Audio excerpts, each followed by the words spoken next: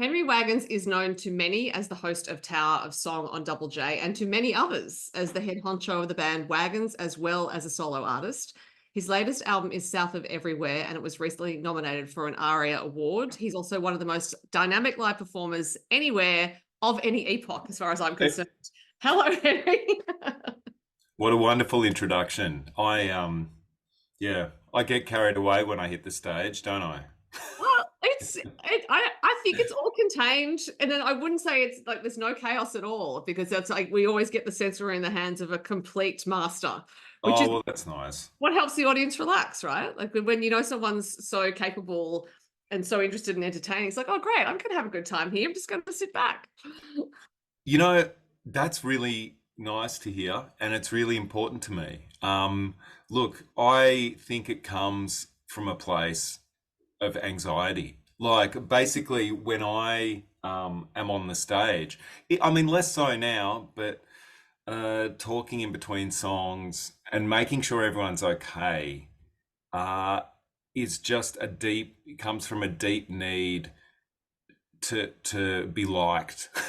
basically, basically, it's sort of like I always found when I first started in bands, I was in a few bands. I'd play bass in bands, I'd play keyboard in bands of all different kinds when I was growing up. But I always found those pauses, awkward pauses, really, well, infuriating. Yeah, right. And people would drift off, people would talk, and I'm just like, I want to keep people's attention. I didn't want people to drift off for whatever reason. I've never been comfortable giving up people's attention, I guess. Yeah. So I'd just fill the space because I'd get stressed if there was silence, and I'd start losing people because I care about what I do, I Mm. guess, and I got to keep people interested. So that's sort of where it started. But when I got positive reinforcement of the bullshit I was spinning, uh, the horse had already bolted. Well, and I think the fundamental thing about what you just said is that you care about what you're doing. And so it's not coming from a place of, well, at least for me as an audience member, it doesn't, I don't perceive it as coming from a place of, oh, I really want everyone to think I'm great. It's actually, I, yeah, I care about everyone having a good time here. And I so it's do. that authentic connection with the audience. Yeah. I'm shooting for that. That's it's kind to hear that that's coming across. And when people say they like the gig, sometimes I do say, yeah. When especially when people say, "Man, you were flailing around. It's so much energy," or whatever people say. It's like, yeah, A for effort. I always get an A for effort, A for participation. Well, I tend to think that's from people who have probably never performed, because there's so much that goes into successful performance, and it starts from the intention, Right. and then it becomes, how much energy are you channeling beforehand, and then how much you can sustain, how much you can work with the audience, and flow with that. So it's a full-bodied, very present experience. Oh, good. Yeah. I think I want to also say, though, that some of my favorite artists are incredibly awkward on stage to watch. Right. Like, I've actually always really admired that. And, that ability to be at peace with awkwardness and silence. And, um, like someone like Aldous Harding, for Mhm. example, like, but you have to do it well. Like, if you're gonna do that, you have to be the most awkward. You have to be the most strange. As long as people are willing to commit to whatever and however they present. Like Wilco, Jeff Tweedy is almost committed to being the utmost pinnacle of slacker. Like, he dresses like he's just got off the couch, and he's so approachable and so kind, and gives no effort to the point where he's completely approachable. Right. It's like, whatever you do, as long as you're doing it well and you care, Mhm. I'm down with it. I happen to be, well, what you said. Kindly. Yeah.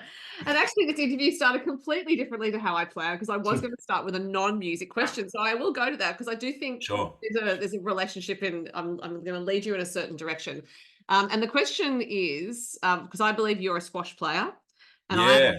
I'm a tennis player, and squash and tennis are like the fraternal twins of ball sports. Well, I've switched to tennis now. I play tennis. We have to have a hit. Like I'm basically pre-COVID, I was squash, but Right.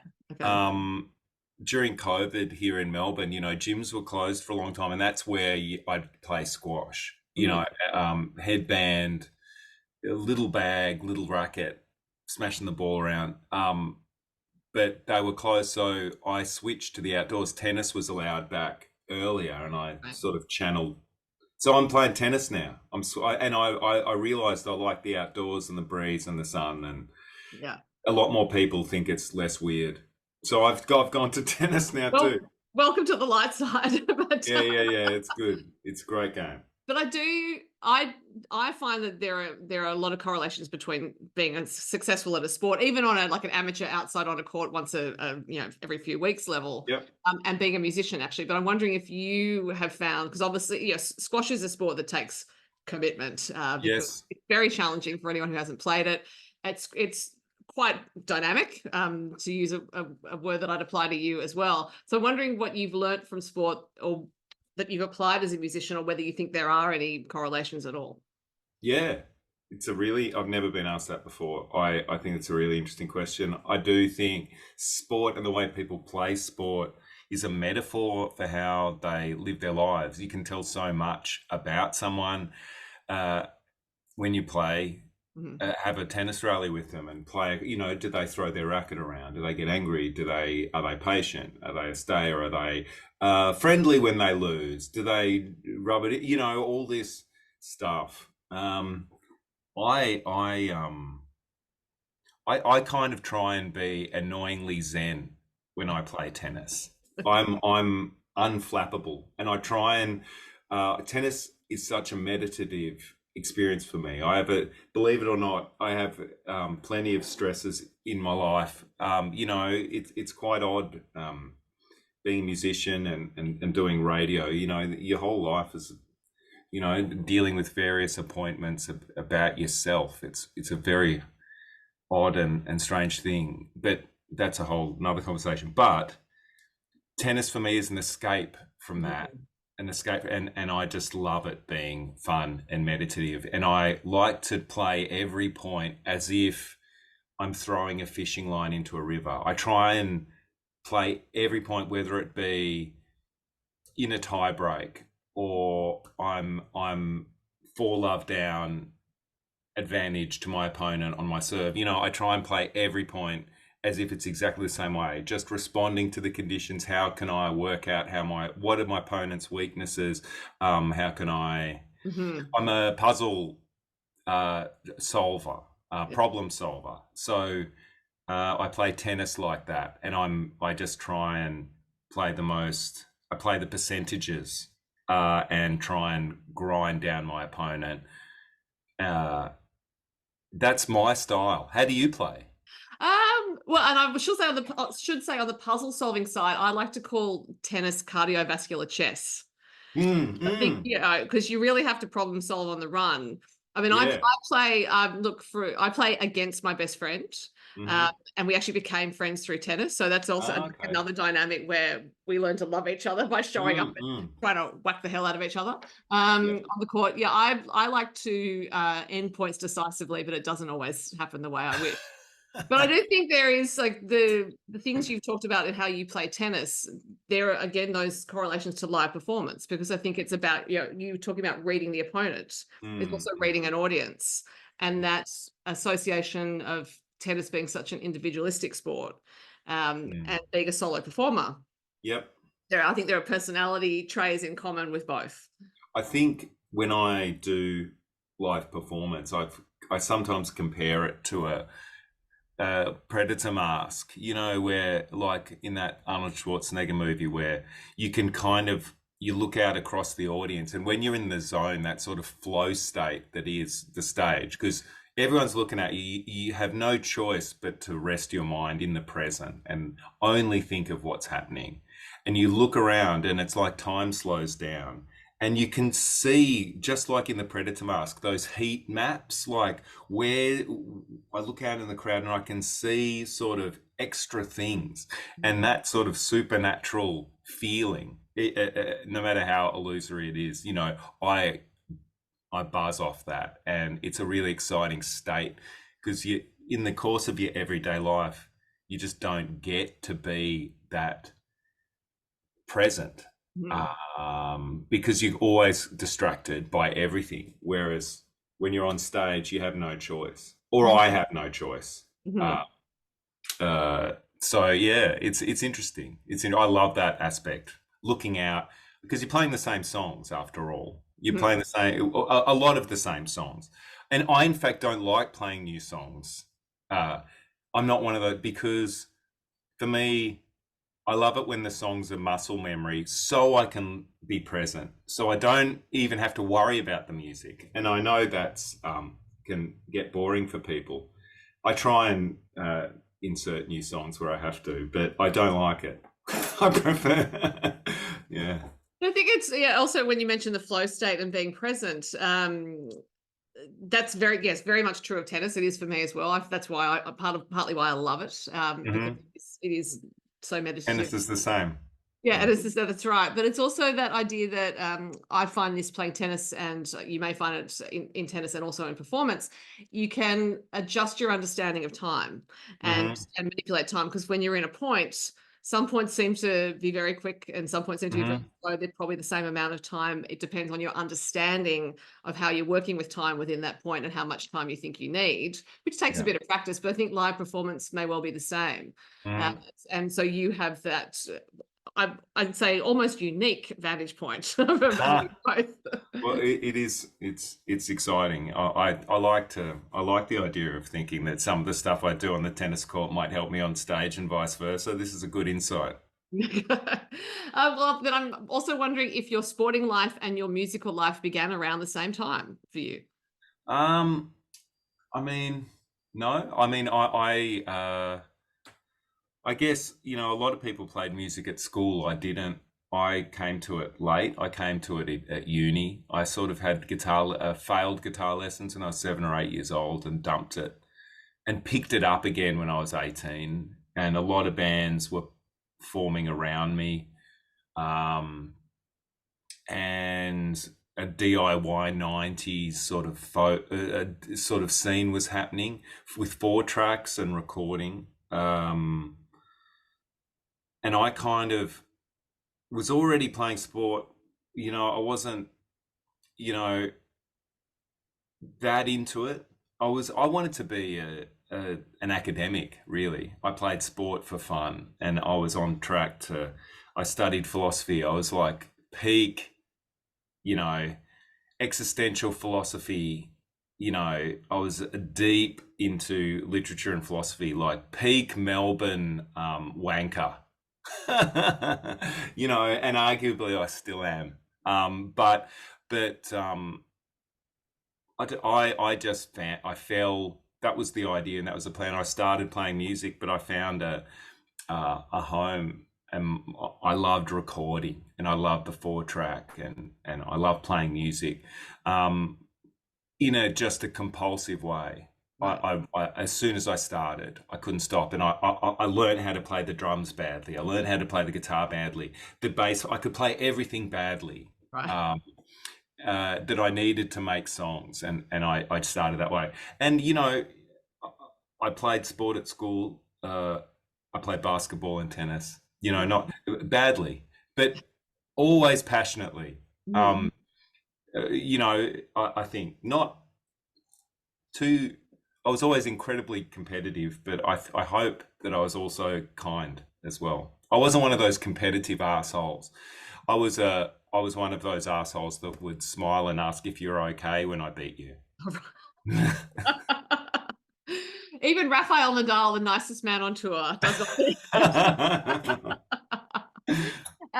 So it's interesting that you say that it was about recording things, because when I saw you play recently in Sydney, you mentioned that South of Everywhere, your latest Mhm. album, was you recording Mm. everything basically during it was a lockdown project. Yeah, it started that way. Well, it sort of was an emerging out of lockdown project. I did a lot of recording, unfinished recording. I've never been that bad at finishing things, but I found I couldn't properly finish stuff in COVID. Hmm. Um, I had a lot of unfinished ideas, which I ended up mostly dumping, really. They're sort of still on my computer and still here. But I played Tamworth, probably where you might have seen me at the Tamworth Hotel. I play and that year because Blues Fest was rescheduled, Tamworth and Blues Fest were back to back, and Lachlan Bryan and I drove across the mountain range to Tamworth from Byron Bay. Uh, and because actually just had COVID, I had balance issues still, and I got incredibly car sick, which I do get. I do get car sick, but I got more car sick, a bit of a long COVID vibe, and I just had to keep pulling over. It was a hideous drive, but that aside, I was incredibly inspired and motivated by being out in the live scene again. But because of COVID, I'd reinstigated my passion for recording by myself again, not only for demos, but it's like this sounds great, and this sound ends up sounding better than a lot of the stuff that ends up in a studio rushed on the clock. I can just get it together. But I got it all together quickly. A lot of it was first takes of stuff, like especially the vocal. Right. I'd go with the momentum of the creation. So a lot of the vocals were the first take, and you can actually hear. I think I might have said it at the gig. Like you can hear me break up and get emotional during a couple of the songs. I'm thinking, don't give up just yet, and also don't know when it is I'm going to die. I'm actually overwhelmed by trying to think of the motivations behind my lyrics about love and loss and my family, and it actually kind of made me tear up. I mean, it sounds so pithy to say it, but it's true. Uh, I actually get quite moved if I get deep within other people's lyrics or my own. I'm deeply sensitive to it in a crazy way, and that might I don't know. So Well, I think in a way that benefits your audience as well, because that determines the quality of the songs you're producing. And I did have questions actually about those two songs you mentioned, or all questions, right. which is, it's we have I don't know when I'm going to die, and then there's an immediate juxtaposition in the next track, which is Cover My Eyes, where there's a Mhm. line, no one's going to miss me when I'm gone. Yeah, yeah, yeah, yeah. Much later, we have Don't Give Up. And I was listening to those within the context of the album. It's like, well, that's sort of like the roller coaster of life and death contemplation within the album. And then more broadly in the album, there are these songs that indicate details like Bedroom Window and I Walk the Same Way to Work, which suggests that COVID lockdown awareness where all we had were details, right, to focus on. Yeah. Walk the same way to work. I mean, I don't. I don't work. I work here in. This is sort of in the basement of my house, but that song was motivated by the same walk we do during lockdown every day. You notice those tiny details around. Um, and that song's a fun study in like 50s. Like a lot of songwriting for me is just finding a vibe or a story and then just getting lost in it and getting enthusiastic about going on a sonic adventure, and it'll blossom or it won't. It'll stay tight or it'll bloom, and I just sort of follow it. And that song, I just sort of followed there's all sorts of, funny little 50s novelty moments, but it all is in and around my home, Mm. which is fun. Yeah. But I guess on the album for me, therefore, there were these microcosmic moments and then the macrocosm of life Oh and yeah, yeah, contemplation. yeah. It And was so like that a it lot of was, self-contemplation, like a lot of big, you know, existential void stuff, and how much I actually really quite enjoyed lockdown, and being able to suck into my own little bubble. And when I say my own little bubble, it's my wife, my one child, and my then two dogs. One of them's died since, but I liked it. I like being forced. I travel. So I've never actually been good at being a road warrior. I tour and I like working my stuff, but I am never happier than when I'm in a routine at home. And touring challenges me. I'm fulfilled by it, but I always look forward to coming home. which is lovely. Um, Yeah. Given that you mentioned that there were plenty of ideas that you discarded, Mhm. that didn't make it to the album, what therefore was the first song you recorded for it? Um, it was Don't Be Down and Out. Right.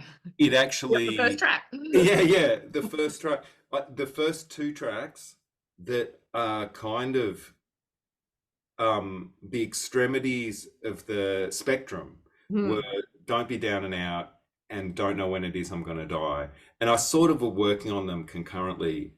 Um, I had like because I'd been to Tamworth and because I'd been to Blues Fest, it was all this sort of roots music, twangy stuff. And it's like if you listen to the last Wagons record we did before this, songs from the aftermath, you know, we're dabbling in some really dark sort of Nick Cavey, um, gothic themes, rock and roll, some pop elements, some like we were actually going quite I don't know. We were steering away from the country band we were when we started in Fitzroy Mhm. in 1999. You know, we're doing residencies in on Melbourne corners. You know, and I saw all this music in Tamworth and Byron Bay, and I thought I want to make some country music. I was inspired by the feel. Again, it's like I've always made country music of various sorts, Mhm. whether it be like you know, inspired by Emmylou Harris's Red Dirt Girl. I think Songs from the Aftermath was very inspired by Emmylou Harris's Red Dirt Girl, where it's like all spooky and a lot of toms and a lot of plate reverb and close vocals and dark stories. Whereas I just wanted to get back into the twangier, more fun side of country and a lot of jangle. And I had that vibe. I had these songs. Don't Be Down and Out's like the upbeat Waylon Right. feel, and Don't Know When It Is I'm Gonna Die is more like a Johnny Cash American recordings sort of feel, and Mhm. everything else sort of falls in between somehow in my own interpretation of what cosmic country is, I guess. And there are some very entertaining songs on there, including Felix Granger, the finger picking boy. Oh yeah, yeah, Uh, yeah. and Tasmania gets a mention in a song. I don't think that happens too often. I know. Well, one of the first tours I did interstate, it was with Dave Graney. We went to Dover, Tasmania, and played a little restaurant there. But that song is about that place and partially my experience there, and about just lead guitarists in general. I love lead guitarists. I think there's that sense of bluster. You know, I did it for the chicks, man, you know, shredding guitar. But in actual fact, I think everyone that plays lead guitar just, it's the same as someone who plays computer games on a Nintendo Switch. Like playing a lead guitar is a little on the spectrum in the best way. Like you need to spend hours in the bedroom alone, dedicated to your instrument. And I just love how extreme it is. You know, these lead guitarists with, you know, flowing locks, you know, out there shredding. But it's like it actually takes a lot of dedication and a lot of me time and alone time to actually get it good. Yeah. And I just like the opposition, and that song kind of came out of Dover and thinking about that and writing, you know, one of those lead guitarist gets discovered stories. It's all a mishmash of that. And Chris Cheney from The Living End did the lead guitar on it, which was pretty good. He does such a good job. It is, yeah, it's an album of light and shade, of up and down, and I think it's as you flagged, there is that balance between the two, but also microcosm, macrocosm. It's basically life in an album. Well, I hope so. I think it's a good. It was a good diary entry for where I was and at that time. I mean, it's a quite an honest and open record. I mean, there are some stupid moments, but I'm often very stupid, you know. And you know, especially when I write funny songs. You know, some people go, "Well, where's the? You know, when are we getting the real confessional album?" And I'm like, I am like, I have no choice but being confessional. I'm not faking anything. It's Mhm. just I'm having fun, and I've got this weird muse that attacks, and I can't spend the amount of time I do on songs if I'm faking it, because I just don't have the attention span or the inclination to waste my time on stuff that I'm not liking. So, you know, this record was incredibly honest. It had to be, because I was doing everything pretty much. Mhm. You know, I had some help, like Damien Caffarella helped mix it. I kind of just spat out stems and thought, you finish this off, and he did a stellar job. And Lachlan Bryan plays piano on a few keys, just stuff. But most of the architecture, like I'd say at least 80 to 100% of every song. Katie Brianna sings on it. Damien plays drum, yeah, but uh, most of it was just me. And in order for it to just come to a conclusion, I needed to love it and feel aligned with it, if that makes sense, to see it out. Absolutely. And I I also did think, in here. It was all in. It was all in here and it's with a all this crap. everything's there, piano, keys, guitars. Yeah. But also I think fun is underrated. You know, you said you want to have Right. fun. I think as adults we tend to think we're not meant to have fun, or it's a lesser than ambition. It's what other ambition is there, you know, really, and Happiness especially is what post-COVID. it. Yeah. Yes, happiness is what it's all about. And I've always been drawn. There's a sense in which, when you think about songwriting too, serious songwriting can't be fun, you know. But I feel like people that I consider the greats, like your Bob Dylan's, like your Lucinda Williams, uh, they are actually, they've got wry humor throughout, and actually have a real ability to make you laugh and cry within a line, you know, Mhm. within a verse across a song. John Prine, you know, a- so Johnny Cash, Elvis, you know, there's this sense of fun to all of them if you think about it. Mhm. Um, so, you know, I think you're right. Fun is underrated, Sophie. Absolutely. Now you mentioned Lachlan Bryan, and you two have just played in the UK to some quite large audiences. That looked like it was Yeah, fun. it was like to thousands. We just came back. So we were supporting the Canadian kind of dark bluegrass extravaganza that is the Dead South. And they're wildly popular. I originally played with them 10 years ago. We were both on the same label, Six Shooter Records, and they supported me in front of 40 people in a Canadian ski town in the summer. In Yeah. like and We played this tiny gig, and somehow they seem to remember that and asked us on tour. And we played the Roundhouse in London. We were playing to 2 to 5,000 every night where we went around, like Dublin. I'd never been to Belfast, like all these amazing places I'd never been to before. And I've been around, Sophie. I've got to admit it. And the idea, I haven't for a long time been able to preach to the non-converted, so many non-converted all at once. And I was wondering whether I still had it in me. Mhm.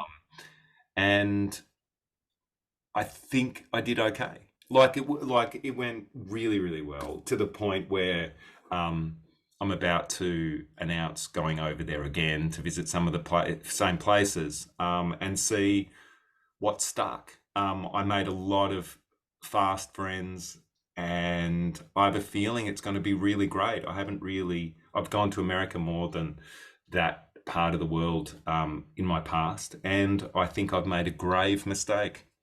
Which you're No, about to I prove. love America. I don't get me wrong, but it's like I'm excited about going back to the UK again. I think we're going to be friends.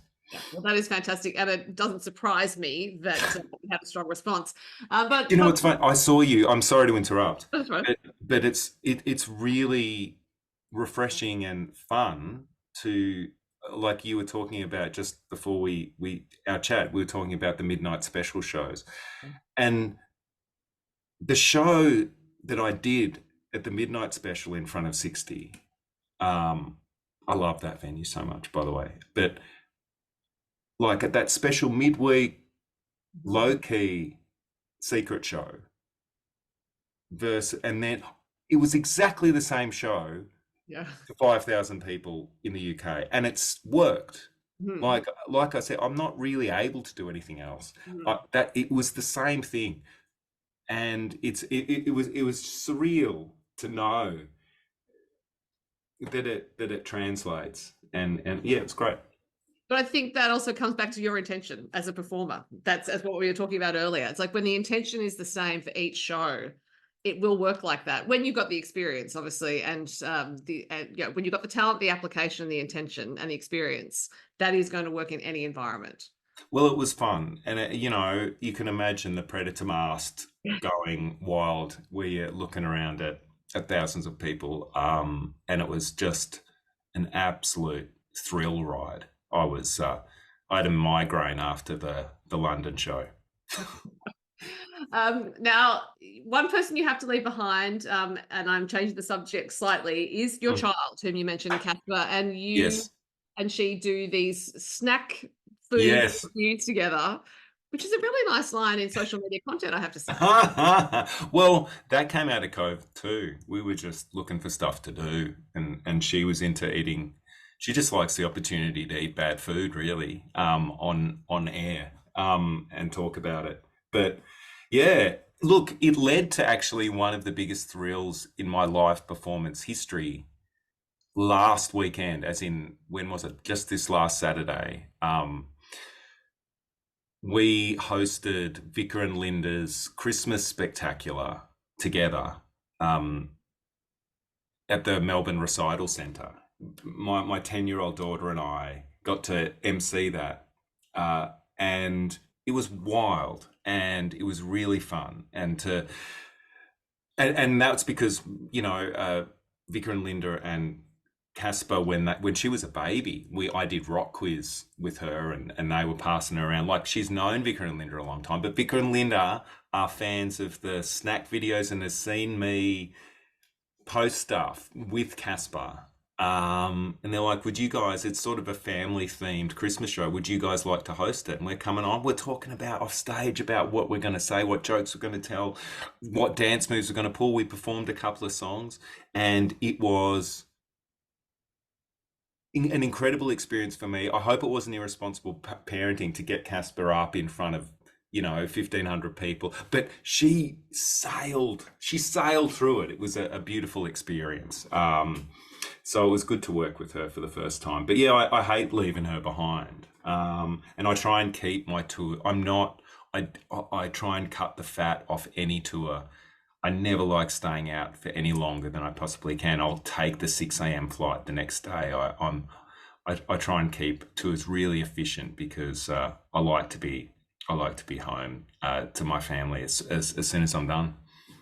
Well, I have to say, because there is a fantastic video of you and Casper co-hosting that Christmas show on Oh your yeah. Instagram, and she looks to the manor born. So I imagine it won't be long before you're taking her with you on tour. Well, we've done a couple of gigs. We played a small fry rock performance in Brisbane together too, and she I think, she primarily does it for the backstage catering. Snack It, foods. it's like she's been watching me prance around the stage like a Noah Ball alive. I think, and that's just normal. That's just part of the work. She just doesn't. She couldn't care less about it. But she just likes being able to eat cheese and marshmallows and drink a lemonade as soon as she gets off stage. It's pretty good. It's pretty good. She's But probably not she'll the be an only. entertainment monster. She will be. Well, yeah, as I said, she is fantastic, and she wouldn't be the first artist to be focused on the writer. You know. Yeah, that's true. That's true. I'm guilty of the same, actually. I've got to say, maybe it just runs in the family. Well, Henry, I should let you go, because you may wish to go and chat to Casper, for example. You But know what? She's at my mum's today because, my wife and I are about to go and watch, Courtney Marie Andrews and Robert Ellis tonight, which will be really, really fun. I love, both of them. So this will be a double header like nobody's business. And I'm friends with. It's got to be a late night, I reckon.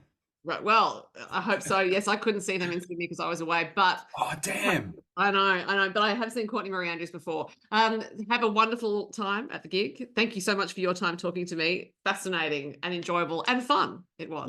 What? Good.